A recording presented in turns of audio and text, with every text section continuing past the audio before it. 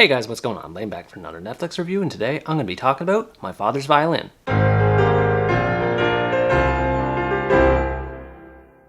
My Father's Violin is a Turkish drama that tells the story of a girl named Özlem, who lives a happy life performing music along with her father Ali Riza and his bandmates. Eventually, her father becomes deathly ill, and he asks his brother Mehmet Mahir, a successful violinist who he has been estranged from, to look after Özlem when he dies. Mehmet initially refuses on account of his busy lifestyle with his music career, but begrudgingly accepts after spending some time with her, and a little convincing from his wife Suna. The movie develops from here, as Mehmet and Özlem bond with each other through their shared grief and passion for music. The movie starts off on the right foot with its lighthearted introduction, while hinting at the heartbreak that is to come. Within the first 10 minutes or so, though, I found myself disappointed with how the drama developed, despite the likability of the main characters. Özlem is the star of the show in this story, waving around her naivete to the harsh realities of the world around her to charming effect. Her actress is also able to hold her own during the more dramatic moments as her tragic family history is slowly unveiled, making an already sympathetic character even more so. But her character doesn't exist just to be a child who tags along and bonds with the other main character. She has goals of her own, wanting to be a famous musician like her father,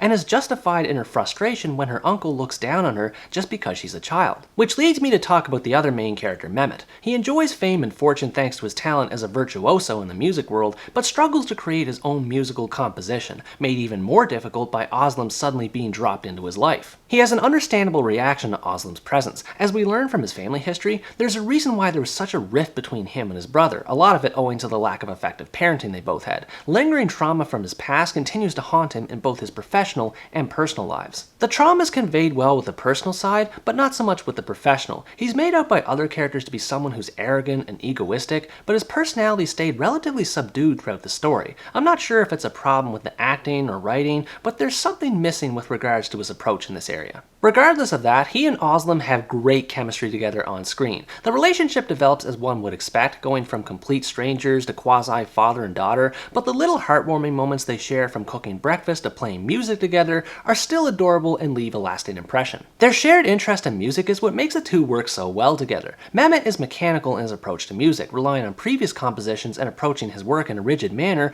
while Özlem creates melodies out of nowhere based on people's feelings. The contrast forces Mehmet to reconsider his views of music and the world at large. Outside of their relationship itself, everything else that revolves around the two characters is a bit of a mess. The build-up leading to the two meeting is bogged down by an excessive amount of drama, starting with Mehmet walking away from his brother, who dies shortly after, then the funeral happens, and then Özlem plays a sad song on the violin during it. Individually, these moments are effective, but the movie throws out one melodramatic blow after the other without any breaks in between, and this isn't the only time it happens either. It's a case of too much too soon, where the story would have benefited from having these moments spread out at least a bit more to give room for the audience to breathe. On a similar note, I found myself surprised by the number of jarring tonal shifts that occurred in the movie. There seemed to be a lot of moments where characters would be happy, laughing, generally having a good time, only for something devastating to occur a split second later. This happened multiple times, and it didn't make for good story immersion. One example I can think of relates to Mehmet's wife Suna, who starts an argument with Mehmet over Özlem's custody situation. It starts off with them being happy and acting flirtatious,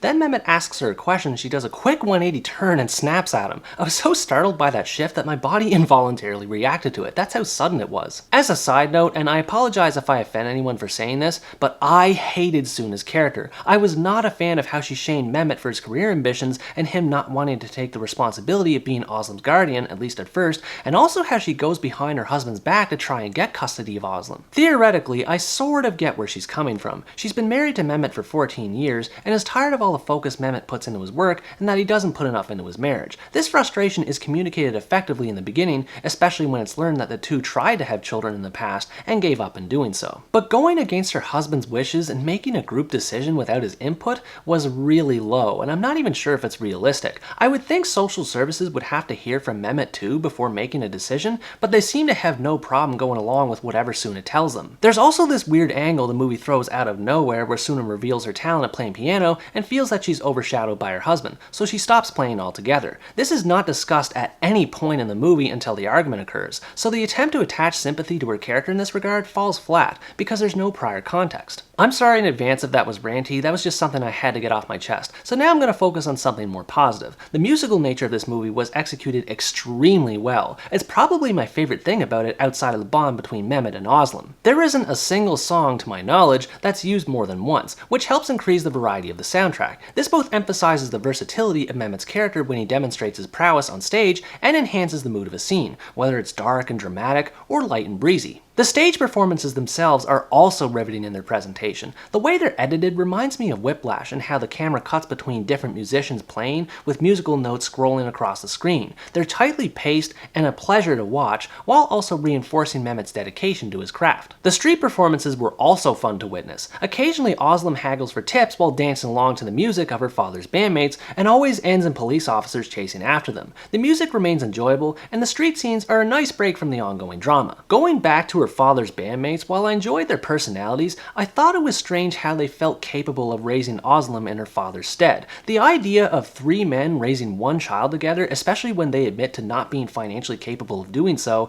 and asking Mehmet to commit a crime in order to get custody, I don't know, something about it just doesn't feel right. Some of the dialogue in general can be very unusual at times. In one scene, Mehmet collaborates with German colleagues on a composition, and one of them says, "I'm German, we don't like last minute changes," and that just made me think, what? It's a bit better in the more dramatic and emotional moments of the story, but like I said earlier, there's so many of them that it can be overwhelming. It feels like Mehmet and Özlem get separated from each other half a dozen times, and after a while it starts to get old, particularly with the ending, which I won't spoil, but it was pretty baffling to put it mildly. Confusing ending aside, I do like the preamble leading to it, where Mehmet finally learns the truth about why his brother abandoned him at such an early age in life. The backstory behind his family upbringing is a little late, but the conclusion remains emotionally satisfying, the final musical performance at the very end notwithstanding. Overall, My Father's Violin is an interesting drama that explores the ties that bind two people together through the love of music, but its messages get lost in jarring tonal shifts and excessive drama. If you enjoy tearjerker melodramas, you're looking for one with a musical aspect behind it, and you don't mind frustrating character decisions, you might enjoy this movie to a certain extent. The relationship between the main characters and its musical performances kept me invested in spite of weak supporting characters and its heavy-handed approach to the story, though in the end I wouldn't say it's anything more than a typical melodrama. What did you think about this movie? Were you captivated by its approach to a music-oriented story, or was it too overly dramatic for your liking? Let me know in the comments below. Anyways guys, that's going to wrap up my review of My Father's Violin. Thanks for watching this video, I hope you enjoyed it, and as always stay tuned for the next part, where next time I review the American comedy Home Team. Bye bye!